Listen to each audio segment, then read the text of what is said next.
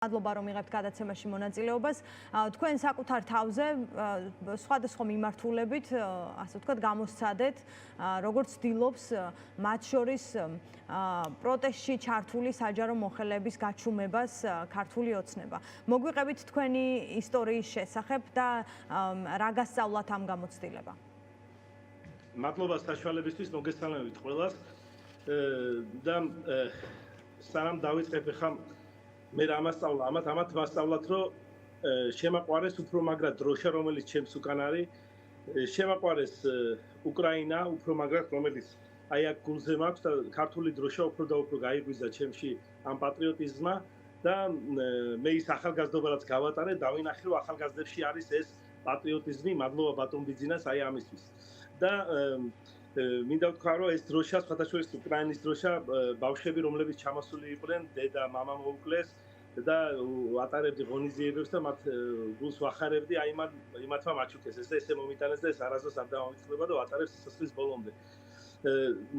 მინდა კიდე აღვნიშნო, რომ რაც ეხა ვისმენდი, რომ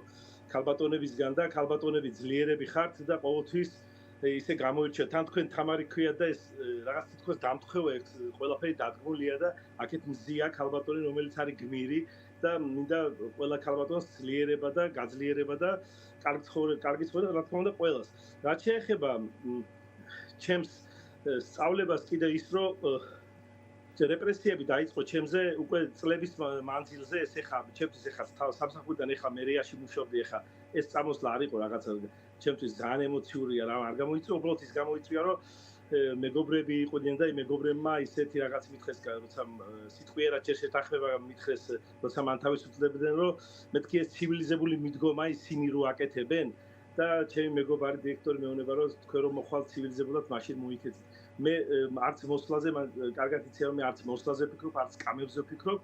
უბრალოდ გულის ტკივილია ის რომ დიშვებენ სამსახურიდან 20 წელი მუშაობ და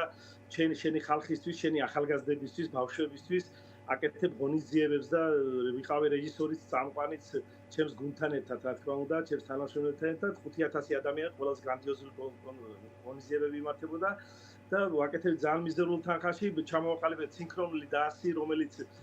საქართველოს პირველად ჩამოყალიბდა, წავედით ბუდაპეშტში, თან როგორი ხელფასზე არა მაქვს ლაპარაკი საერთოდ. ანუ როგორი სირთულეებია საქართველოს მოგეხსენება და სინქრონული დასი, რომელიც 15 გოგონა გავზარდეთ პატარაობიდან, გაიზარდნენ ისინი, წავედით ბუდაპეშტში და საპრიზო ადგილი ჩამოვიტანეთ მედლები და ეს მედალი, როცა ვხედავ ჩემს მედალს მინდა გავისროლო როგორც გალაქტიორმა გაისროლა. ანუ როგორც ჩანს, აი ჩვენი წინასტუმრებით საუბრობდნენ მათ კვალიფიკაციაზე, წარმატებაზე. მოკლედ წარმატებას თუ კვალიფიკაციას საჯარო სამსახურში მნიშვნელობა არ აქვს მაშინ, როცა პოლიტიკური პოზიციები ერთმანეთს არ ემთხვევა, ხომ? თქვენ 20 წელი მუშაობდით ბათუმის მერიაში. არც გამოცდილება აღმოჩნდა დამაბრკოლებელი ხელმძღვანელობისთვის და არც ის წარმატებები, რომელიც მერიას თუ მერიის სახელით მოიპოვეთ. ხო, ჯერ სიტყვიერი იყო და შემდეგ იყო,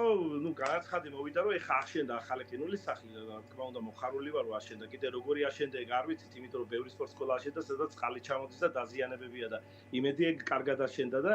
ანუ აღშენდა და ესეთი რაღაც შინაარსი რო გითხრათ, შემდეგ საბუთეობრივად ალბათ დაალაგეს, რომ მომცეს საბუთი რომ აღშენდა ახალი შენობა და შემცირდა ნაკადი ბავშვების და რაღაც და რა ვიცი შეამოწმონ იქ ბევრი წამოვიდა ჩემს გარდა კიდე იმიტომ რომ რაღაც იქ სირთულეები წამოვიდა ეს არის მთელი მანქანა პროპაგანდის და მთელი წნეხი იმ ადამიანების ვინც არის თავისუფალი ვინც არის ნიჭიერი და ვინც არ არის მორჩილი ნაწილობრივ არის ადამიანები რა თქმა უნდა რომლებიც აკეთებენ თავის საქმეს სამსახურებში მაგრამ ისინი რაღაც ნაწილობრივ იმოქმედა ამ ყველაფერმა ზეგავლენამ, რომელიც ამ წლების მანძილზე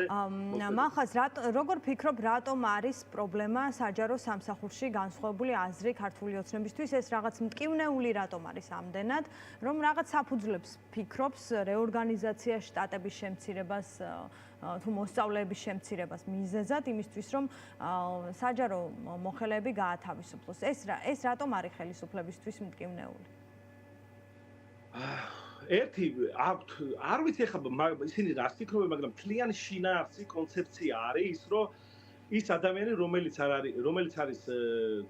თავიანთი აზრით მტერი, რასაც ამბობს სიზულვირი, რაც არის რომ ადამიანი რომელიც გამოხატავს თავის მე არანაირად არ შეგინება არც რაღაც ესეთი არ მაქვს მათ მიმართ ესეთი სიძულვილის რაღაც თუმცა აქტიურობ მაგრამ აი აქტიური ადამიანები და თან ესეთი ადამიანები რომლებიც მეტად რაღაც გამორჩეულებია მათ აზრში და არ ემორჩილებიან მათ აი ეს არ დამორჩილება რაღაც ნაწილობრივ შეიძლება ემორჩილებოდი მაგრამ პასუხისცემდე საქმეს აკეთებდე მაგრამ რა ეხლა რა რის თქმა უნდა აი 2013 წლიდან აი რომ დაიწყო ჩემი ბიზნესი ცალკე ბიზნესის მქონდა აი შემოქმედებაში ხელოვნების სფეროთი აი ის რომ დაიწყო ჩემი ეტაპობრივი უკან სვლა თუმცა ვაბრალები ჩემთავს რომ რატო ისთვის თუმცა მაქვს ესე გეგმები რომ რატო მოხდა ჩემზე აი ესეთი ზეწოლები ეტაპობრივად თან ეხლა სახალხო ღონისძიებებში როგორც ჯგუფი მაქვს პლატინას შემოქმედებითი ჯგუფი რომელიც დავამკვიდრე კიდე რა თქმა უნდა პანტომიმის ახალი ჟანრი შემოვიტანე ბათუმში შემოვიტანე ცეცხლის შოუ და ესეთი რაღაცები და ეს ამას იყენებდნენ კარგად ეტაპობრივად სახალხო ღონის გახსნებზე გახსნა დახურას ყოველთვის მოვაკეთე და ეხლა შოუმენი დავდგი მაგალითად ისა რა ქვია ხო აი ჩემთავზე კი არ მინდა ლაპარაკი ანუ რის თქმა უნდა ანუ როცა რაღაც გავაკეთე ამერიკული რო დაიდგა და 60 ადამიანის სცენაზე დგას და შემდეგ პრემიერას აკეთებს შემდეგ აღარ გაკეთებინებენ იმიტომ რომ ეს მიდის მანქანა ეს არის პროპაგანდის მანქანა აი იმედის მანქანა რომელიც არის იმედის მომცემი მაგრამ თითქოს გეუბნებიან ოქროები გექნება ყველაფერი გექნება როგორც ეს ლოგო აქვს მაგრამ ამ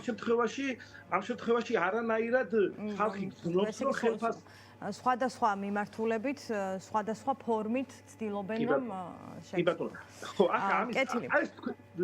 უკაცრავ თქვენი ტელევიზიით კარგად არის გადმოცემული, ეს ისეთ ადამიანებიც და ისეთ ადამიანები ყავთ, რომ კარგად მიდის ამის გადმოცემა ხალხზე და აი ამიტომ არის უკვე ხალხის შეგნებაში არის ხალხის, რომ არ უნდა იყვნენ ისინი დამორჩილებული სტანდარტულ ხელფასზე შეჭამოს, გამოვიდეს, წავიდეს ფულის ესხოს, ქორწილში წავიდეს, დაწეროს ჩვენთან საჩუქრები ვიცით ეს რაღაცა და აი ერთი დაღალეს ხალხი და ხალხს გამოსცდის უკვე ის არის თან ეს ჯარიმები შიში ესეთი რაღაცეები კარგად მოქმედებს თითქოს მათი აზრით მაგრამ